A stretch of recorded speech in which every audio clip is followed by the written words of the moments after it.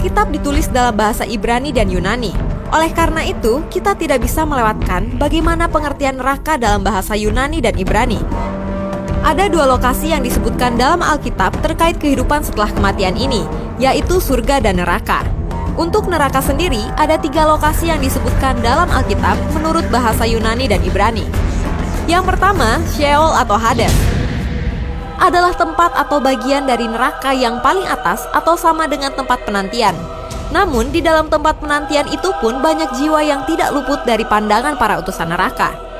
Yang kedua, Gehenna atau neraka adalah tempat atau bagian tengah dari neraka.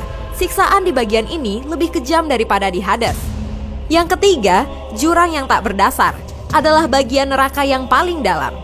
Di tempat ini terdapat lautan api dan belerang di mana para jiwa yang berdosa direndam dalam lautan itu. Di tempat itu pula Allah memenjarakan si naga atau iblis yang akan dilepaskan pada masa 7 tahun penderitaan. Oke, kita lanjutkan bahas satu persatu ya, Jesiers.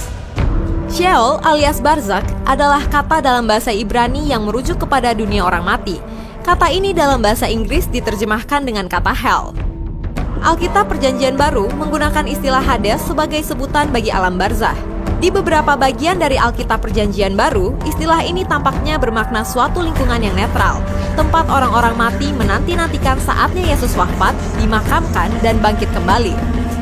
Sejumlah ayat Alkitab Perjanjian Baru diyakini menyeratkan bahwa Kristus turun ke alam barzakh ini untuk membawa orang-orang benar ke surga. Ayat-ayat Alkitab Perjanjian Baru lainnya menyeratkan bahwa Hades adalah tempat penyiksaan orang-orang fasik, sehingga menimbulkan dugaan bahwa Hades terdiri atas 2 bagian yang berlainan. Dalam Perjanjian Lama, ada 6 cara untuk melihat kata Sheol digunakan.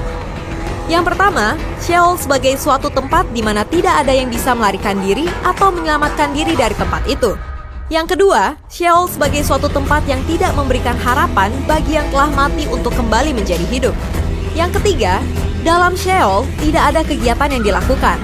Sheol adalah tempat yang hampa akan pengetahuan dan hikmat, bahkan tak ada yang memuji Tuhan di sana.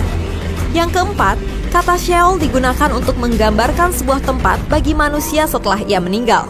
Yang kelima, Sheol merujuk kepada nama tempat di mana orang-orang jahat akan berada setelah meninggal.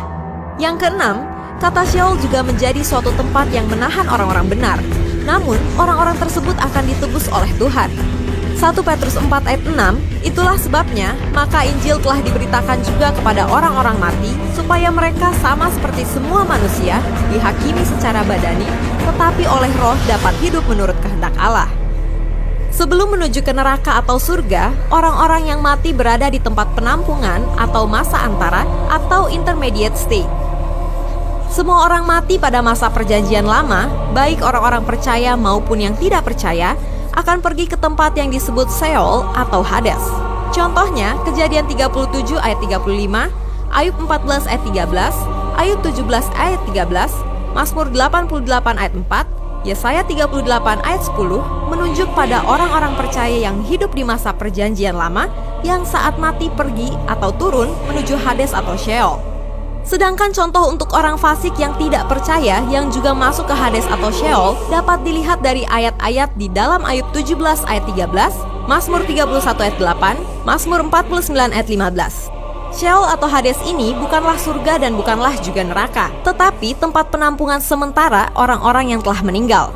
Lokasi dari Sheol atau Hades ini berada di pusat atau inti bumi. Bagaimana dengan Lazarus yang di pangkuan Abraham dan orang kaya yang disiksa dalam Lukas 16 ayat 22-31? Ada yang beranggapan bahwa pangkuan Abraham adalah surga, sedangkan tempat siksaan orang kaya itu adalah neraka. Hal ini tidak benar. Lazarus dan Abraham bukan berada di surga, tetapi di Hades atau Sheol, lokasi yang sama dengan orang kaya tersebut. Tetapi mereka dipisahkan oleh jurang yang dalam yang mustahil dapat diseberangi. Yang satu disebut pangkuan Abraham, yang lainnya disebut tempat siksaan atau alam maut. Pangkuan Abraham ini disebut juga Firdaus. Ketika Yesus mati, ia menuju Firdaus bersama-sama dengan pencuri yang disalibkan di sebelah kanannya yang percaya kepadanya. Setelah kebangkitannya, ia membawa mereka dan Firdaus itu ke surga. Nah, bagian neraka yang kedua dan ketiga akan kita bahas pada video berikutnya minggu depan. Demikian fakta Alkitab tentang neraka bagian yang pertama.